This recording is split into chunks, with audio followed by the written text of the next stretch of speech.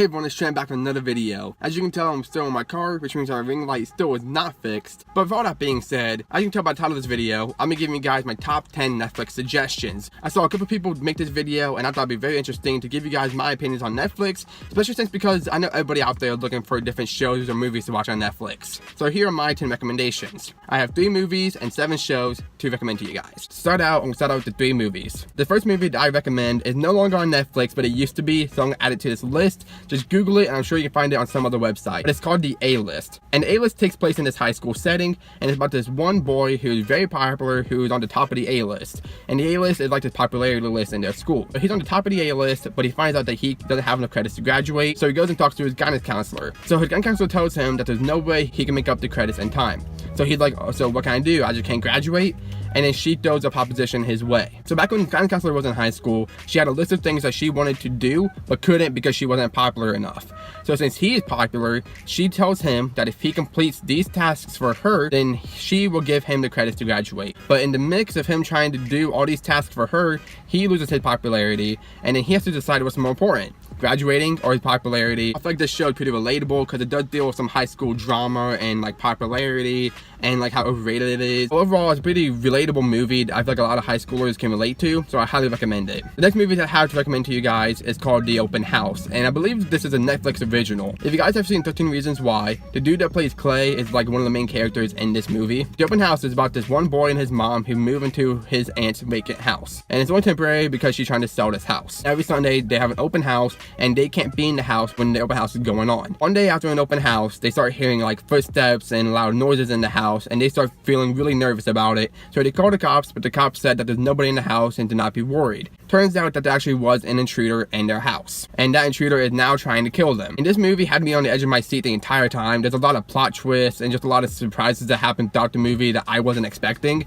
and the ending had me so messed up it's not even funny. The final movie that I'm gonna recommend to you guys is called Lazy Eye. This movie is kind of hard to explain, so I'm gonna try my best. You have this one gay guy who's married and this other gay guy who is this dude's ex. So the married gay guy goes to this one desert house that he has, which is his little getaway house. I can't remember if he invited his ex over or if his ex just showed up. I don't remember exactly how that happened, but either way, his ex shows up, and then the married dude starts hooking up with his ex. The married dude's husband has no idea, so I can't really call it a love triangle if one of the people don't even know what's happening. His ex wants to get back with him, but he loves his marriage and his husband, and he still hasn't forgiven his ex for everything that he put him through. But a lot more happens than just that.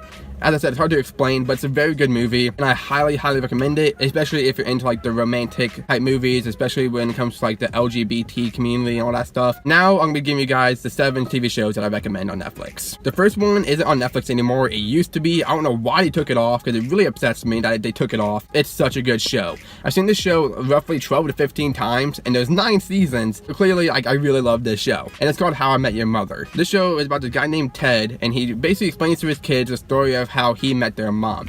So the whole show is just about Ted and his quest for finding his perfect woman that he'll marry, spend the rest of his life with. He goes through all these trial and errors with these other women, follow his friend's advice, and he just does everything he can to try to find the love of his life. I don't recommend watching the last season. I mean, obviously you can if you want to, because I did, but the last season is pointless. Every single episode besides the final episode of the last season is pointless, and the last season makes the whole show pointless. It's kind of aggravating, but the show is so good that I kind of just got over it. As I said, very good show, and I'm really mad that they took it off Netflix, but I'm sure you can find it on a different website. The next show that I'm recommending to you guys is called Life Unexpected. This show only has 2 seasons, but the show does have an ending, and the final episode does wrap up the entire show. I wish the show was a little bit longer, but I guess since it had an ending, it kind of made up for it. This show is about this one teenage girl named Lux, and she was adopted from foster home to foster home her entire life. Well, she finally just said enough is enough, and she's on her quest to be emancipated. And emancipation is basically when you're a minor trying to be recognized legally as your own independent adult. But in order to do that, she has to have signatures from her birth parents. So she hunts down her birth parents. Turns out that one of her birth parents, which was her mom, is on this talk show that she always listens to,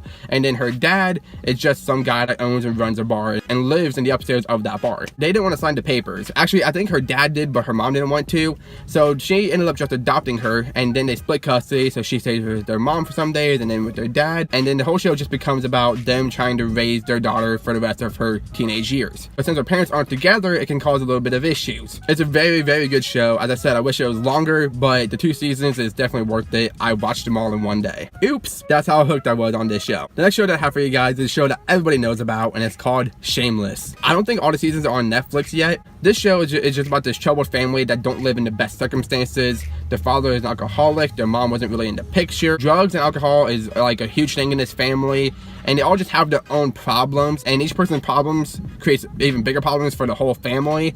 And as I said, it's just about this troubled family. The show is very funny, very amusing to watch. Every episode is something new, and I don't know, it's just very interesting. I didn't think I would have liked it at first, just because it sounded stupid to me, and I'm not gonna lie to you, the show kind of is stupid, but it's stupidly entertaining. Next show that I recommend, I just started. I'm only on like episode 4, and there's only one season on Netflix because the show is still airing on TV. It's called Life Sentence. The show is about this one woman who has cancer. She thought that she only had so much longer to live, so she started living her life to the fullest. She got married, and she's just living her life the way she can, the best way she can, until she ended up dying. It turns out that she's actually cancer-free. Soon as she tells her family that she's cancer-free, a lot of secrets start to be revealed. Her family kept a lot of secrets from her because her doctor recommended that they gave her a very positive and happy environment because that increases her chances of beating this cancer. So since she's cancer-free now, they start telling her all these secrets that she had no idea about. Now she has to cope with all of that while learning to be an actual adult who has to plan a future for herself. As I said, I'm only a few episodes in, but I'm so addicted to this show. I love it so much. The next show that I'm recommending to you guys is called The 100. This show, I believe, is still airing on TV, and there's 4 seasons on Netflix. I'm only on season 3 right now, but this show is so good. This show is about how Earth got destroyed by, I believe it was chemical warfare, and then they sent all these people up in this ship up in space. Basically, you can't live on Earth anymore, so they sent everybody up on space. Eventually, they decided that they want to see if they can go back to Earth and start a life on Earth again because they're tired of living in this spaceship type thing. So they send 100 delinquents from the ship, teenage delinquents might I add, down to the ground to see if Earth is livable or not. So basically they use 100 troublemaking teenagers as their test rats to see if they can live on Earth and survive. So much happens, so many twists and turns, very good show. The next show that I have for you guys is called Degrassi Next Class. I know a lot of you guys might have seen like the original Degrassi, but I know a lot of people who haven't even heard of this one. This one is very similar to the old Degrassi. It's about like these high schoolers and like their lives and whatnot. I like this show because it's very relatable. They go through a lot of like average high school things that actually happen in actual high schools, so it's very relatable for high school students. It's about relationships, love, this one girl who has cancer, this one girl who is an aspiring musician who gets cheated on, and like just all this stuff happens, and each character has their own life and their own issues, but they all coexist at the same time, and it all connects into one. And every season finale of this show will have you on the edge of your seat, I promise you. The last show that I'm recommending to you guys is one of my favorite shows of all time, next to How I Met Your Mother, and it's Pretty Little Liars. I'm sure you guys have seen this show or heard about this show. I freaking love this show. This show just ended not too long ago. I'm not sure if the last season is on Netflix, but let me tell you, this show is incredible. So this show is kind of hard to explain too. This show is about these 5 girls named Spencer, Emily, Hannah, Aria, and Allison. They have to sleep over, and then they wake up and Allison is gone. Turns out that Allison is dead, or at least they think she is. A year goes by, and then they're getting these mysterious texts from this person named A. And the person who is A is stalking them and blackmailing them so bad. And if they don't do the things that A wants them to do, then A's gonna reveal their secrets, and they have a lot of secrets too. And a lot of stuff happens throughout the show. They have a lot of cover-ups of people being killed. This show is just a roller coaster of a show. So much happens. The more that they try to protect themselves from A, the more dirt that A gets on them, and just all these truths just start being unraveled throughout the show. This show is hard to explain without spoiling anything, so I can't really go into too much detail, but that's basically what the show's about. It's just a very good show. You do need a lot of patience for this show, because you don't know who A is until the very end of the show, but that's all I'm gonna say. I don't want to spoil the show for you. That wraps up my top 10 Netflix suggestions for you guys. I hope you guys enjoyed this video, and I hope you guys like my suggestions. If not, that's okay. We all have different tastes in shows and movies. Be sure to leave a like on this video if you enjoyed. Comment down below your favorite Netflix show and movies. Keep the recommendations going so that way we can all have endless amounts of movies and shows to watch so we can never get bored on Netflix. And definitely subscribe if you are new. Tap the bell to be notified whenever I post. I need to be on a set schedule, but I'm not on one right now. So until then, just tap the bell to be notified whenever I post so you don't miss out on a single video. Thank you so much for watching. Thank you so much for your support. See you guys in the next video.